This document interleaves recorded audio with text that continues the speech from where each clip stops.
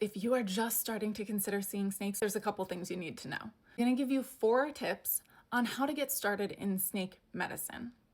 Adding snakes into your practice isn't like adding another breed of dog to your caseload. There are huge taxonomic differences in the species that we lump into that one word, snake. Some of the species that people keep most commonly are not the same species, like a Chihuahua and a Great Dane are. They're not the same genus. They might belong to different families.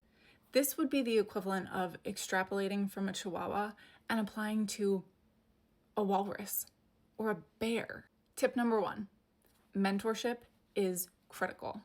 You need someone that you can actually call when things get tough. Somebody who has seen complications, who has made mistakes and learned from them, because textbooks aren't enough. Tip number 2, when it comes to reptiles and snakes, husbandry is medicine. If you don't have a good handle on the natural history of a species and how that impacts their preferred optimal temperature zone, lighting, humidity, nutrition, enclosure design, then you're going to miss the real diagnosis. Tip number 3, listen to the owners. When it comes to snakes, a good, thorough history is your most powerful diagnostic tool. And a lot of the owners that you're gonna see are really serious reptile keepers. These are people that know their animals. They know the species that they keep and the individual animal that you will be looking at. So they're gonna notice subtle changes in that animal's appetite, behavior, movement, way before there are clinical signs. Dismiss them and you're going to miss things, but respect them and learn from them, and it'll make you a better clinician. Finally, tip 4, use your resources. There are lots of good free resources out there. If you're looking for some basics on husbandry, nutrition, care guides that you can even pass along to owners, then anapsid.org is an excellent start for a lot of commonly kept reptiles.